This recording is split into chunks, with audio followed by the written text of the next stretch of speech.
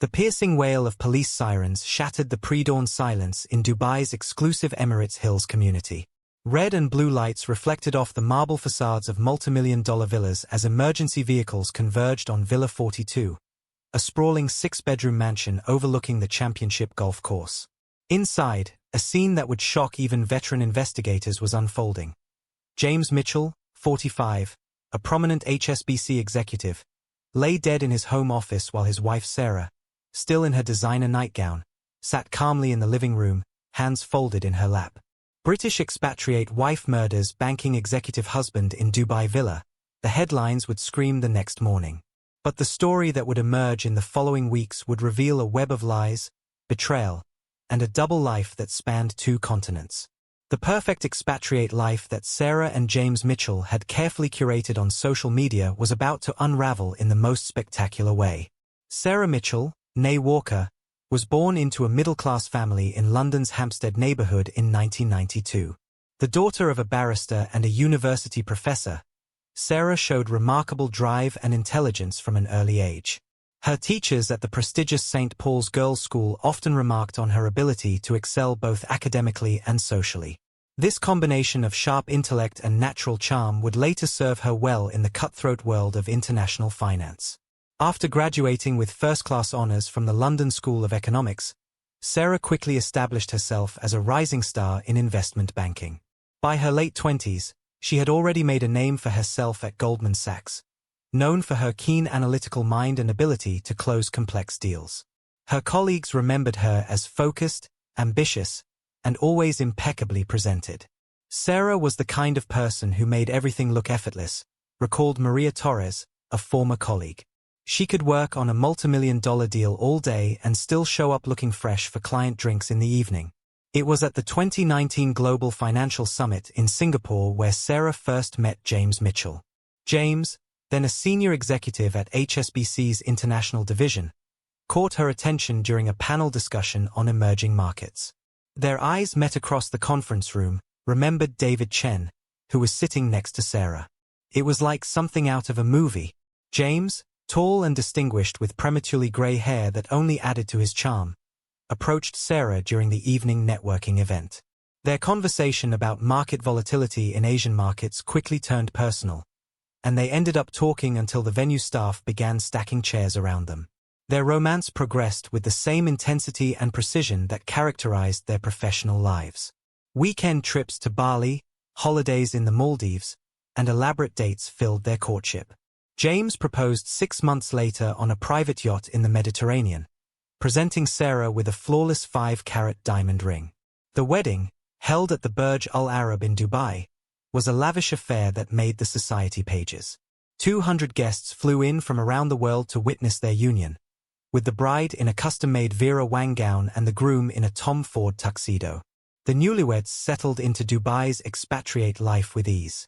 James's position as regional director for HSBC's private banking division provided them with the lifestyle most could only dream of. Their villa in Emirates Hills, purchased for $12 million, became known for hosting elegant dinner parties where Dubai's elite would gather. Sarah, who had transferred to Goldman Sachs's Dubai office, quickly established herself in the local social scene. Together, they were the golden couple of Dubai's expatriate community. Their Instagram feeds painted a picture of perfection. Sarah and James at Royal Ascot mixing with British aristocracy, charity galas at the Amani Hotel, weekend desert safaris in their Range Rover, holidays in the Seychelles. Their friends often commented on how in love they still seemed even after years of marriage. They were always touching, always laughing at each other's jokes, said Rebecca Henderson, a close friend of Sarah's. They were the couple we all wanted to be. The only shadow in their seemingly perfect life was their struggle with infertility. After 2 years of marriage, Sarah and James began IVF treatments at Dubai's top fertility clinic under the care of Dr. Elizabeth Stanford, a leading specialist in reproductive medicine. The process was emotionally draining, but friends noted how it seemed to bring them closer together. Sarah later confided in Rebecca that James had been incredibly supportive during their failed attempts, never pressuring her and always remaining optimistic about their future. Their property portfolio grew alongside their social status. Beyond their Emirates Hills villa, they acquired a penthouse in Dubai Marina, a ski chalet in Switzerland, and a pied-à-terre in London's Mayfair. James's expertise in international banking proved lucrative in Dubai's booming real estate market, and their investments seemed to multiply effortlessly. But beneath the glossy surface, cracks were beginning to appear. The first signs were subtle, so subtle that Sarah would later question whether she had imagined them. James's business trips became more frequent and longer in duration. While this wasn't unusual in international banking, something felt different. His usual pattern of daily video calls while traveling became sporadic. He cited poor internet connections in various locations, yet his social media showed him in luxury hotels known for their excellent connectivity. Little did Sarah know, as she sat in their marble palace surrounded by the trappings of success, trying to convince herself that she was imagining things, the real nightmare was yet to begin. Financial discrepancies began to surface, small at first. Unexplained charges at restaurants on days when James was supposedly in board meetings, hotel bookings in cities he hadn't mentioned visiting. Sarah, with her background in finance, noticed these irregularities but initially dismissed them as corporate expenses or accounting errors. Then came the password changes on their shared accounts, with James citing increased cybersecurity requirements at HSBC. His personality began to shift in subtle ways. The man who had once shared every detail of his day became increasingly vague about his whereabouts. He established new email accounts, explaining them as necessary for client confidentiality. Their once spontaneous dinner conversations became stilted, with James often appearing distracted, constantly checking his phone. Friends started noticing changes too. James used to be so present at our gatherings, noted Michael Chang, a fellow banker at HSBC. Suddenly, he was always stepping away to take calls, always had an excuse to leave early. Their famous dinner parties became less frequent, and when they did occur, James often appeared preoccupied or arrived late citing work commitments. The unexplained absences multiplied. Weekend trips to London for emergency board meetings that Sarah later discovered had never been scheduled. Last-minute flights to Singapore that didn't appear on his corporate credit card statements. Documents related to their property investments, which they had always maintained meticulously together, went missing from their home office. Sarah's growing unease was compounded by strange occurrences. Calls that went silent when she answered, text messages that arrived at odd hours and were quickly explained away. Credit card statements showed purchases at high-end jewelry stores that never materialized as gifts. The man who had once been an open book to her was becoming a mystery. One particular incident stood out. During a charity gala at the Amani Hotel in February, Sarah noticed James in an intense conversation with an older Emirati gentleman in the hotel's private lounge. When she approached, James smoothly introduced him as a potential client, but Sarah caught the tail end of what sounded like a heated discussion about property in Alif Towers. Later that night, when she asked about it, James dismissed it as routine business talk, but his explanation felt rehearsed, hollow. Their joint calendar, once meticulously maintained, began showing gaps. James's assistant at HSBC, who had always been friendly and open with Sarah, became evasive when asked about his schedule. Mr. Mitchell's calendar is quite fluid these days, she would say, her discomfort evident. Many last-minute client meetings. The pattern of his travels changed too. Previously, James's business trips had followed a logical geographic progression. Singapore, Hong Kong, London. Now they seemed random, with sudden trips to unexpected locations. A quick visit to Bahrain would somehow extend into a week-long stay. A conference in Kuwait would include unexplained side trips to Dubai, despite their home being here. During one of his longer absences, Sarah noticed something odd while reviewing their joint credit card statements. There were regular charges at a high-end restaurant in Dubai on days when James was supposedly in Asia. When confronted, he explained them as business entertainment expenses handled by his office, but the timestamps on the charges, always late evening, nagged at her consciousness. The breaking point came during what should have been a celebratory evening. Their 5th wedding anniversary dinner at Zuma was interrupted repeatedly by calls from a number Sarah didn't recognize. Each time, James would step away for several minutes, returning with increasingly implausible explanations about a dealing room crisis in Hong Kong. But Sarah had seen the local number flash on his screen, and later that night, she noticed a text message preview from the same number that began Habibi.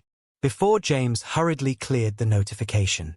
Their life in Emirates Hills continued its picture-perfect appearance, the Range Rover still gleaming in the driveway, the weekly tennis lessons at the club, the carefully maintained roses in their garden. But inside the villa's walls, a chill had settled. Sarah found herself analyzing every conversation, every gesture, every unexplained absence. The weight of unasked questions hung between them at breakfast, during their increasingly rare dinners together, in the silence of their bedroom. One morning, while James was supposedly in London, Sarah received a call from her friend Diana, who managed boutique events at Festival City Mall. "I just saw James at the Cartier boutique," Diana said casually, unaware of the bomb she was dropping. "He seemed in a hurry." When Sarah called James's London hotel, they had no record of his check-in, despite the room charges appearing on their credit card statement. The final piece that shattered Sarah's carefully maintained denial came through a seemingly innocent discovery. While searching for a missing document in James's home office, she found a keycard for a lift towers tucked inside an old passport. The card itself might have been dismissible as a business necessity, but the handwritten note tucked behind it, "Home to," in James's distinctive handwriting was not. As 2023 drew to a close, Sarah Mitchell found herself living in a state of constant anxiety, analyzing every conversation, every gesture, every unexplained absence. The perfect life she had built with James was beginning to feel like an elaborate facade. Little did she know that what she had noticed was merely the tip of an iceberg of deception that would ultimately lead to a bloody confrontation in their perfect Dubai home. The strange phone calls were about to be explained, the missing documents would soon make terrible sense, and the truth about James Mitchell's absences would shake the foundations of everything Sarah thought she knew about her marriage. But for now, she remained in their marble palace, surrounded by the trappings of success, trying to convince herself that she was imagining things. The real nightmare was yet to begin. The decision to hire a private investigator wasn't one Sarah Mitchell made lightly. Each small doubt, each unexplained absence, each forgotten anniversary had piled up like grains of sand until they finally tipped the scales of her certainty. As she sat in the discreet office of Hassan al-Rashid, a former Dubai police detective turned private investigator, her manicured nails dug into the leather armrests of her chair. "I need to know what my husband does when he's supposedly at work," she said, her voice barely above a whisper. Hassan, having handled numerous cases involving Dubai's expatriate community, recognized the familiar signs of a marriage crumbling under the weight of suspicion. What he couldn't know was that this case would become one of the most complex and tragic he'd ever encounter. The investigation began with surgical precision. Hassan assembled his elite team, former intelligence officers, digital forensics experts, and financial investigators. They deployed a sophisticated network of surveillance techniques, combining old-school physical tracking with cutting-edge digital monitoring. James Mitchell's daily routines were mapped with meticulous detail, every deviation from his official schedule noted and cross-referenced. The first red flag appeared within days. After leaving his office at HSBC's regional headquarters in downtown Dubai, James's Mercedes took an unexpected turn. Instead of heading to the business dinner he'd told Sarah about, he wound through the quieter streets of Dubai, eventually stopping at a lift towers, a luxury apartment complex known for its discretion and high-profile residents. "We have something," Hassan told Sarah 3 days later, spreading photographs across his desk. The images showed James entering the building through a private entrance, carrying shopping bags from high-end boutiques. Security footage revealed he visited this location 3 to 4 times every week, always following the same careful route to avoid main roads with traffic cameras. But it was the balcony photograph that first broke Sarah's composure. The image showed James relaxed in casual clothes she'd never seen, holding a young child while another played at his feet, their features unmistakably similar to his. "The child appears to be about 18 months old," Hassan explained gently. The property investigation revealed the apartment had been purchased through a shell company called Desert Rose Holdings 3 years earlier. The paper trail led to a series of offshore accounts in the Cayman Islands, carefully structured to avoid detection. Bank statements showed regular transfers maintaining a lifestyle that paralleled Sarah's own: private school fees, luxury car payments, designer shopping sprees. Digital forensics unveiled a separate email account, multiple social media profiles under slight variations of James's name, and a pattern of careful digital compartmentalization that spoke of long-term planning. But it was the discovery of the marriage certificate that shattered Sarah's world completely. Filed with Dubai's Islamic Affairs Department was a legal document showing James's marriage to Amira al-Falasi, performed 3 years ago. The certificate listed James under his legal name but included his conversion to Islam, a requirement for marrying a Muslim woman in the UAE. The document was legitimate, properly notarized, and bore official government seals. Amira al-Falasi emerged as a figure far more formidable than Sarah had initially imagined. Born into one of Dubai's prominent merchant families, she held a PhD in economics from LSE and served as a director at Dubai International Financial Center. Her family's connections in Dubai's business community had initially helped James establish key banking relationships. The irony that her own husband's success might have been partially built on his relationship with his second wife wasn't lost on Sarah. Hassan's team pieced together Amira's background through careful investigation.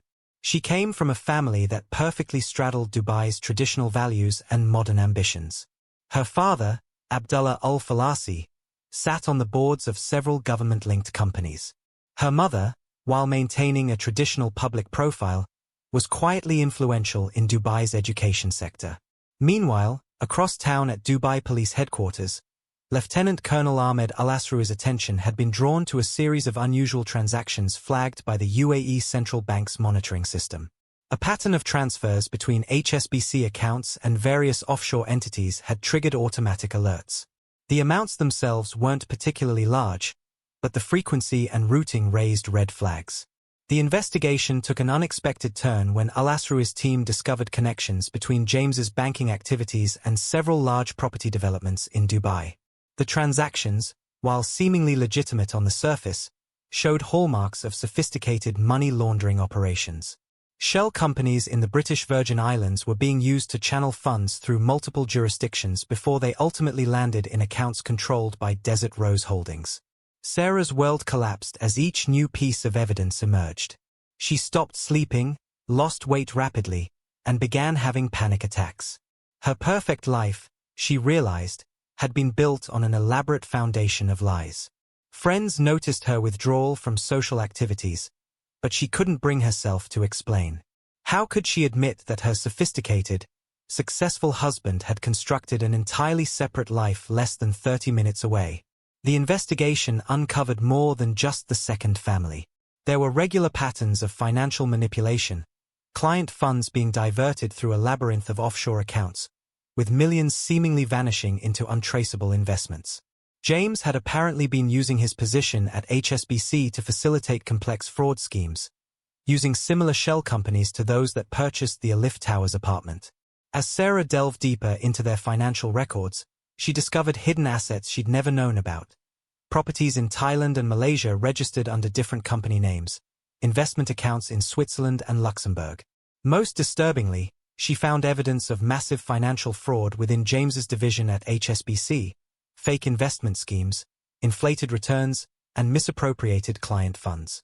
The discovery of multiple passports in James's private office safe, some under slightly different names, suggested connections to even darker activities. These weren't merely second identities for managing his double life. They were tools for moving money and evading detection. The sophisticated nature of these documents pointed to connections with professional criminal networks. Sarah's mental health deteriorated rapidly as the scale of James's deception became clear. She began recording everything obsessively: times, dates, locations, transactions. Her home office walls became covered with documents, photos, and sticky notes mapping out James's elaborate deceptions. She barely ate, spending hours staring at Hassan's surveillance footage, watching her husband move effortlessly between his two lives. The final straw came when Sarah discovered James had been systematically moving their joint assets into accounts she couldn't access. Future plans found in his encrypted emails revealed his intention to transfer to HSBC's Hong Kong office, but not with her. The transfer request mentioned his family, Amira, and their child would be joining him. Sarah realized she was not only being betrayed but was being slowly erased from his life. In her darkest moments alone in their vast villa, Sarah began to plan. She knew confronting James would be dangerous, not just emotionally but potentially physically. The evidence of his criminal connections suggested he was capable of far more than just marital infidelity. She gathered documents, made copies, stored evidence in secure locations. She contacted a lawyer specializing in international divorce cases. But as she prepared for a legal confrontation, something inside Sarah snapped. The weight of the betrayal, the humiliation of discovering her entire marriage had been a sophisticated lie, the rage at realizing she had been merely one piece in James's elaborate game of deception, it all became too much. The carefully gathered evidence and legal preparations gave way to a darker plan, one that would shock Dubai's expatriate community and make headlines around the world. By late January 2024, the facade of James Mitchell's carefully constructed double life was crumbling. The investigation had revealed more than just a second marriage. It uncovered a parallel existence so complete, so meticulously planned, that it defied belief. Amira's life with James was extensively documented on private social media accounts that Hassan's team had managed to access. The photos showed a different version of James, relaxed in traditional Emirati dress at family gatherings, teaching his twins to swim, cradling his youngest daughter in the hospital just months ago. The stark contrast to his polished Western executive persona in Sarah's world was jarring.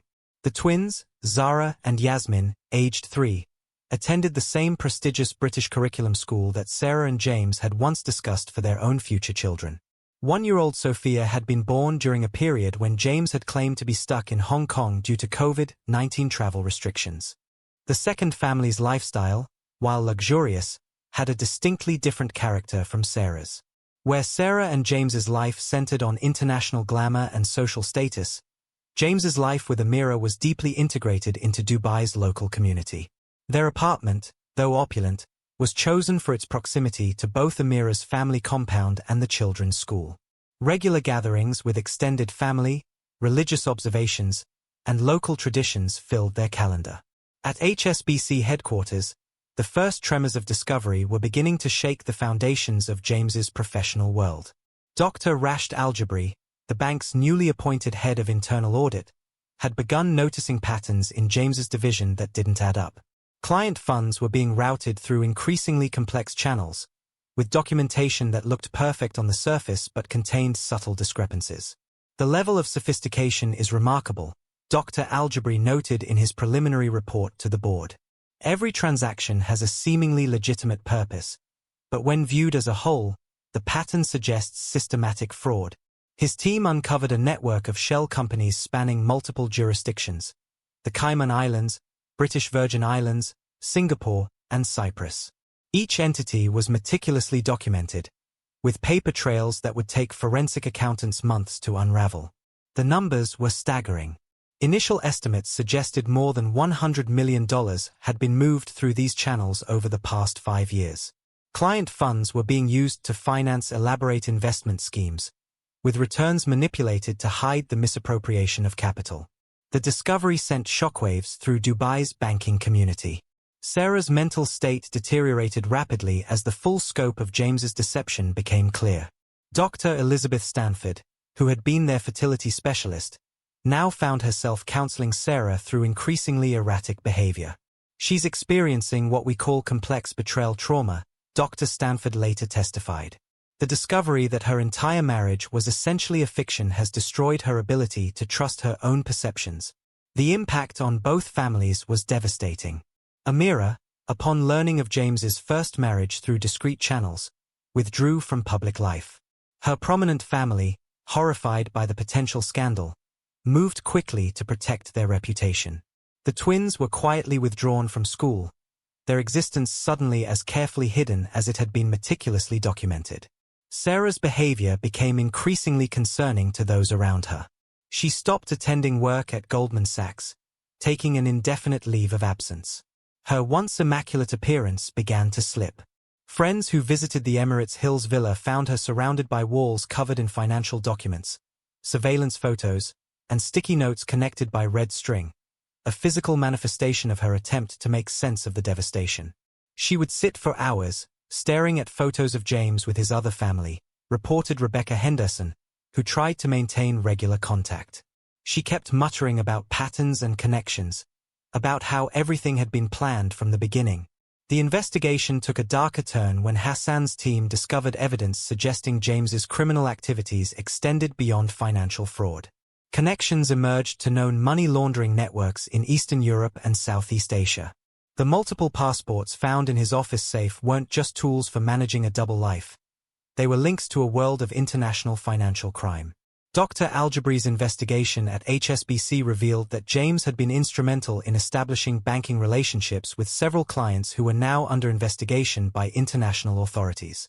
The sophisticated nature of the fraud suggested professional criminal involvement. This isn't the work of a single banker, no matter how clever, Dr. Algebre reported to the board.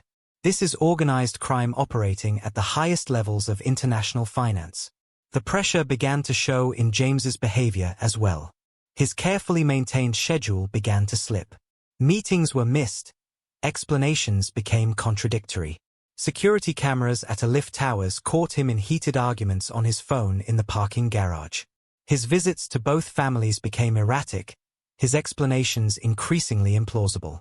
Sarah's obsession with uncovering every detail of James's deception consumed her completely. She created elaborate spreadsheets tracking his movements over the years, cross-referencing credit card statements with flight records, school calendars, and social media posts. The timeline she constructed revealed a man who had orchestrated every aspect of his double life with military precision, until now.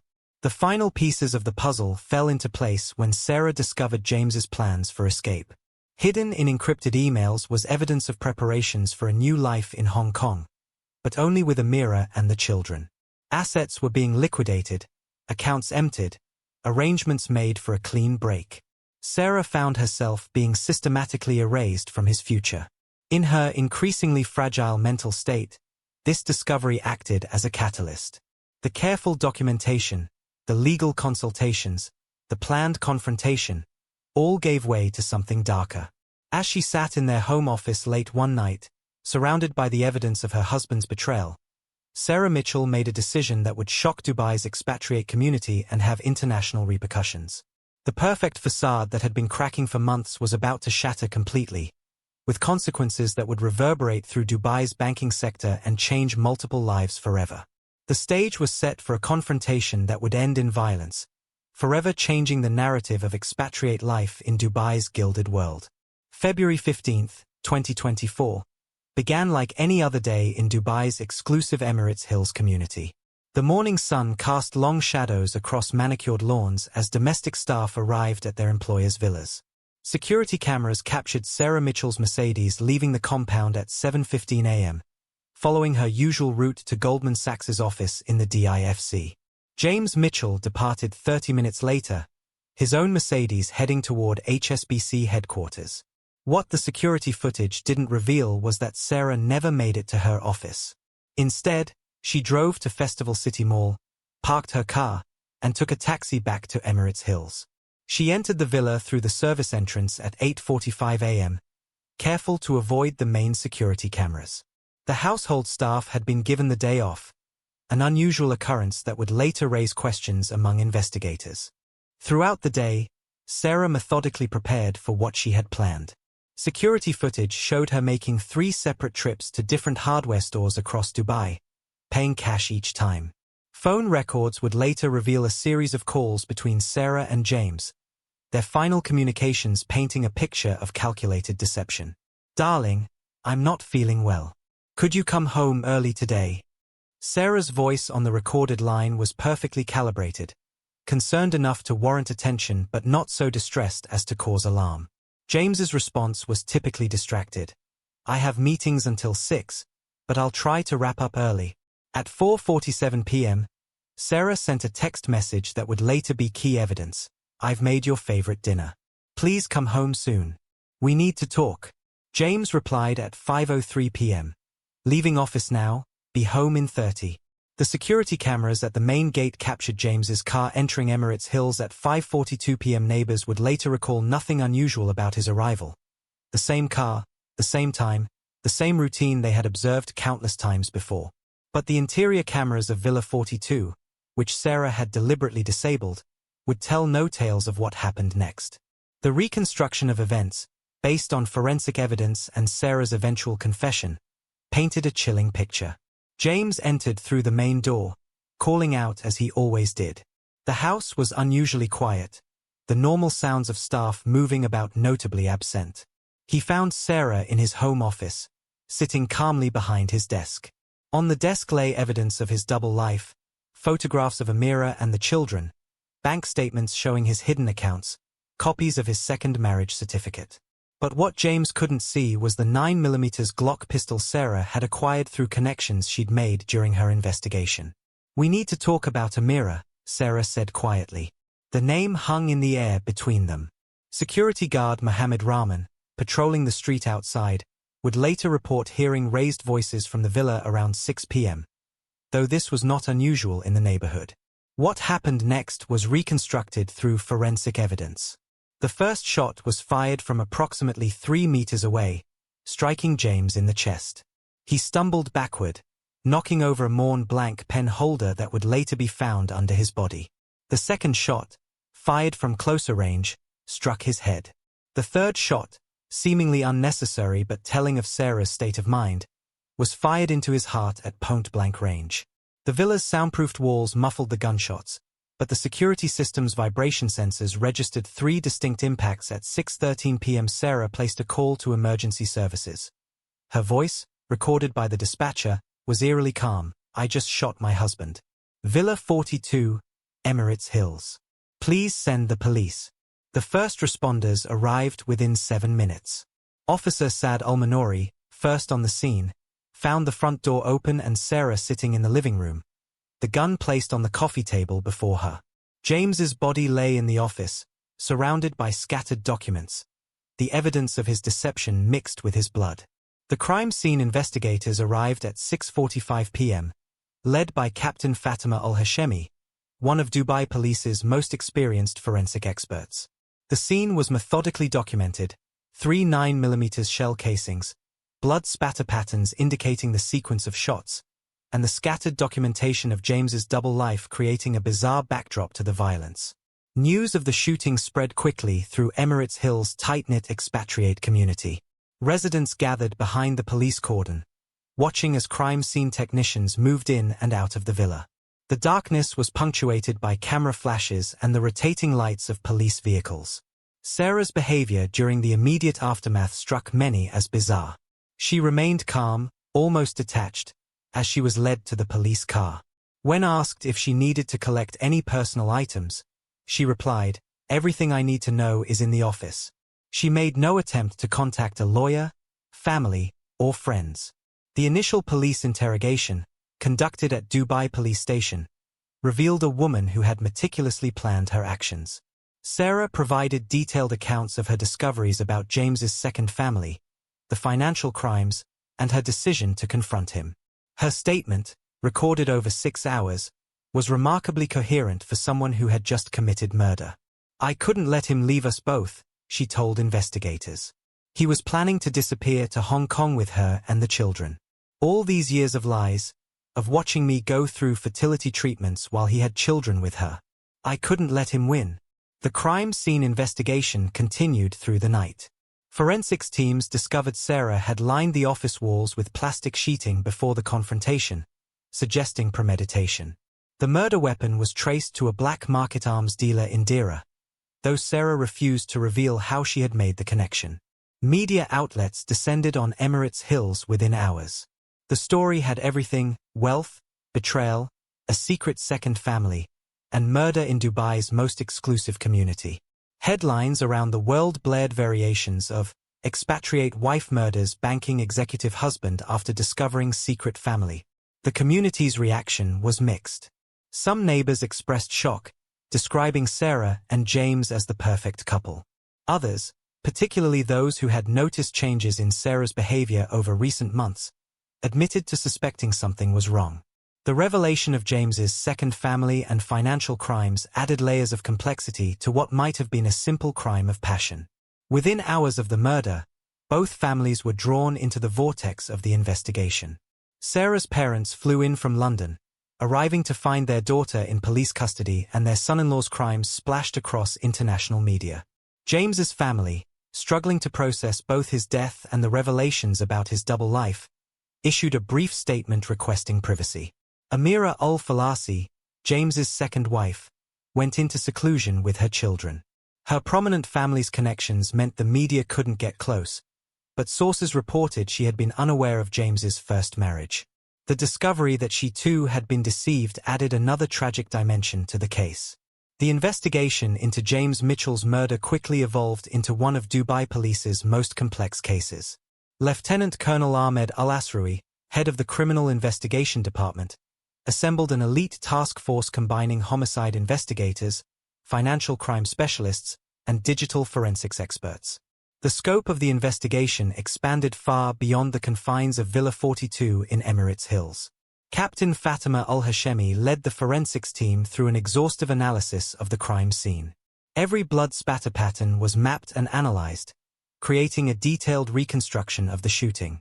The evidence supported Sarah's account of the events but revealed something more disturbing: the careful preparation that went into the murder.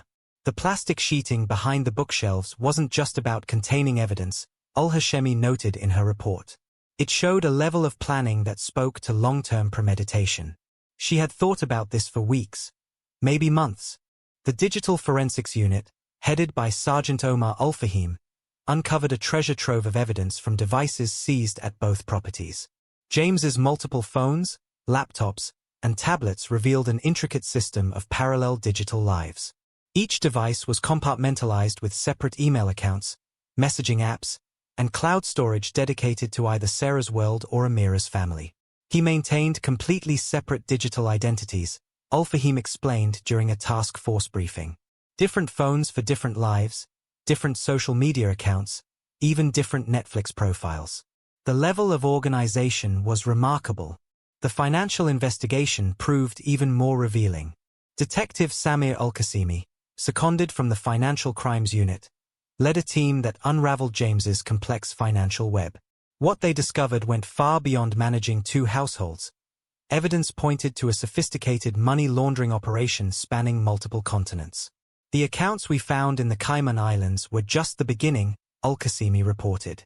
We've identified shell companies in Singapore, Cyprus, and the British Virgin Islands. The total amount of suspicious transactions exceeds $50 million. International cooperation became crucial as the investigation expanded.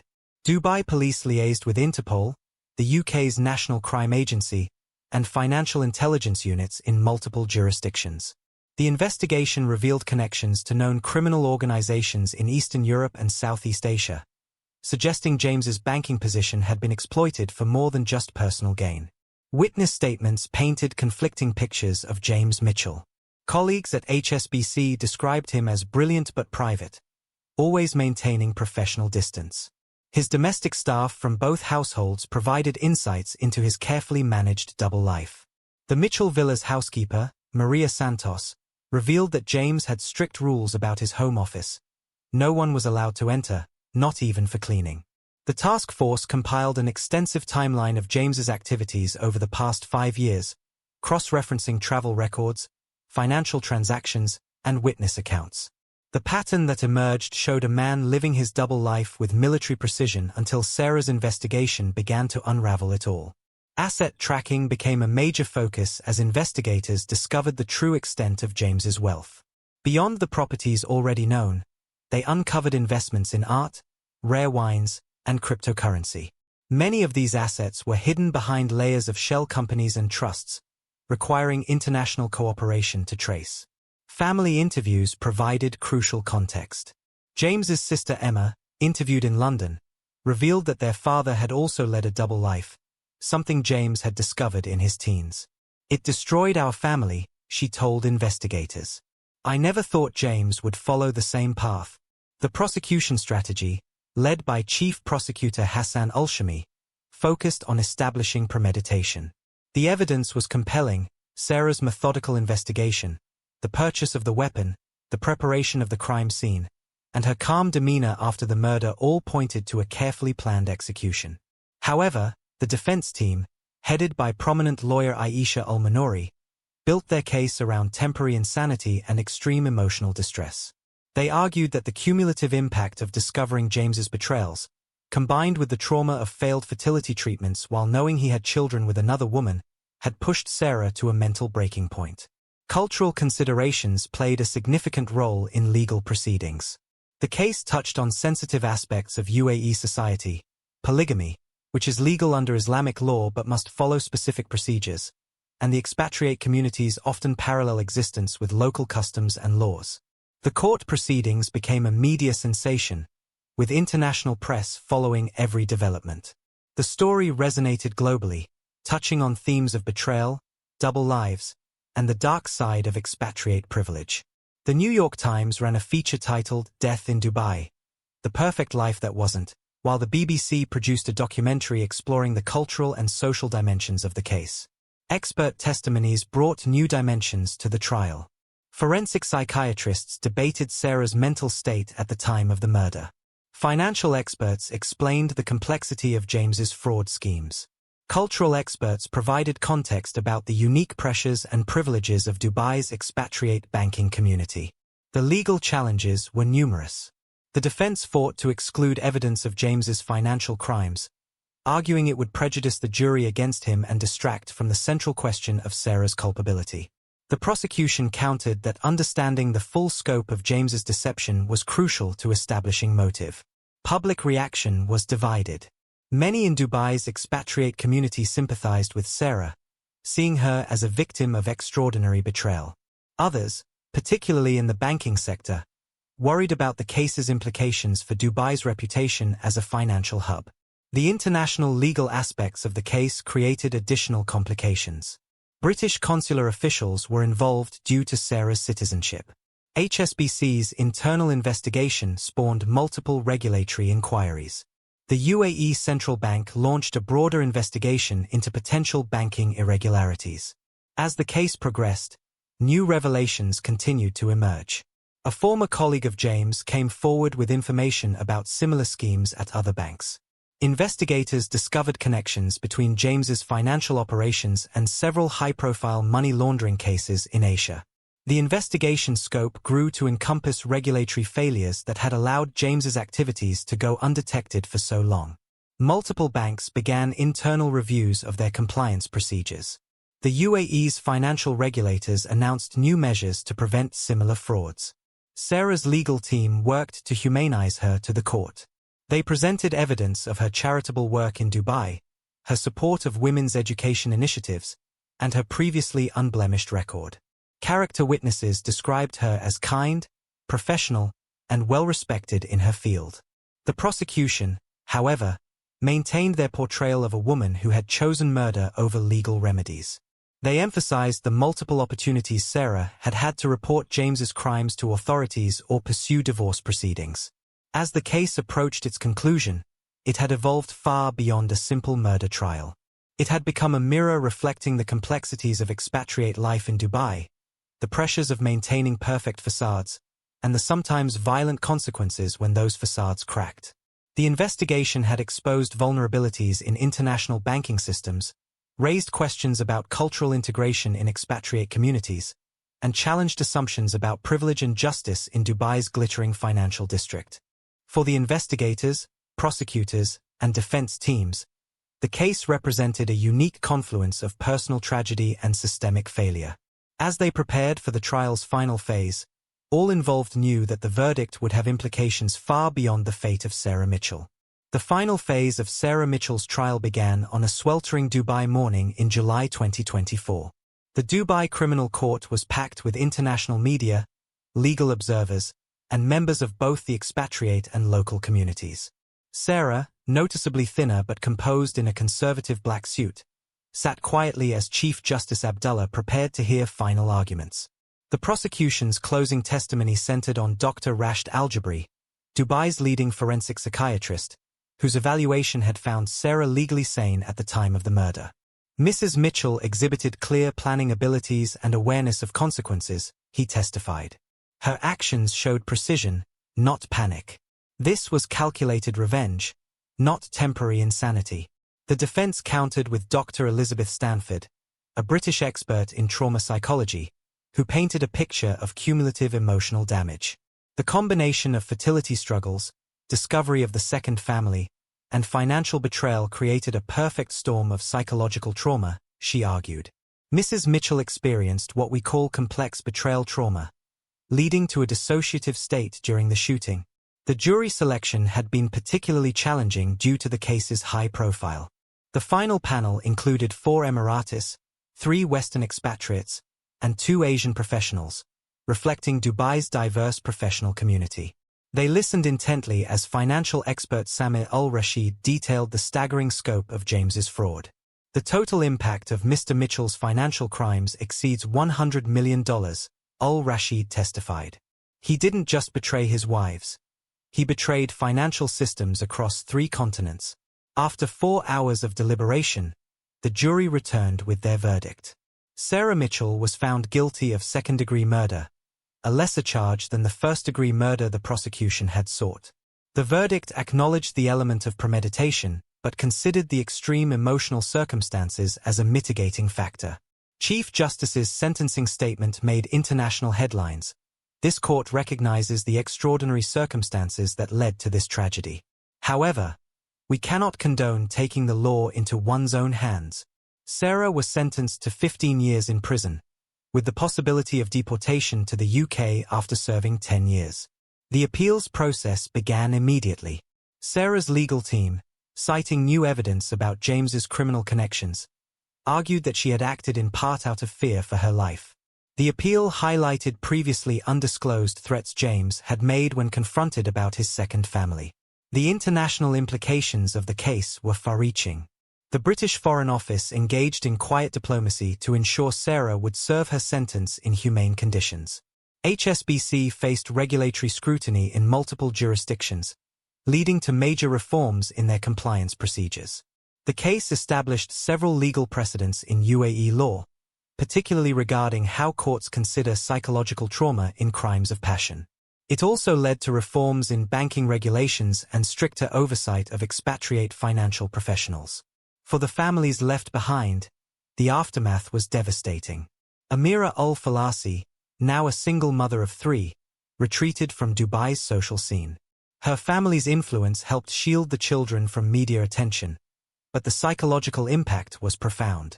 The twins, old enough to understand some of what had happened, required extensive counseling. James's assets became the subject of complex international litigation. The UAE Central Bank froze accounts linked to his fraudulent activities, while legitimate assets were claimed by both Sarah and Amira's legal teams. The process of untangling his financial web would take years. The case triggered significant changes in Dubai's expatriate banking community. Financial institutions implemented stricter background checks and monitoring systems. The UAE Central Bank established new protocols for detecting unusual patterns in international transfers. Cultural implications reverberated through Dubai society. The case sparked discussions about the intersection of Western and Islamic marriage laws, the role of women in expatriate communities, and the pressures of maintaining social status in Dubai's competitive environment. Support systems emerged in response to the tragedy. The British Business Council established a confidential counselling service for expatriate families. Local women's organisations created support groups for those dealing with marital betrayal and financial abuse. Preventive measures became a priority for both financial and social institutions. Banks implemented new fraud detection systems, while expatriate organizations developed programs to help newcomers navigate cultural and legal complexities. The case became the subject of multiple documentaries and books. BBC's Death in Dubai, The James Mitchell Story, exposed the vulnerabilities in international banking systems. Netflix's Double Life series explored the psychological aspects of living with long-term deception. The lasting effects of the case continued to shape Dubai's legal and social landscape. Law firms reported increased inquiries about international prenuptial agreements. Financial institutions strengthened their compliance departments. Social service organizations developed new programs for supporting expatriate families in crisis. Sarah Mitchell's case became a cautionary tale in Dubai's expatriate community, a reminder that beneath the gleaming facades of success, devastating secrets could lurk.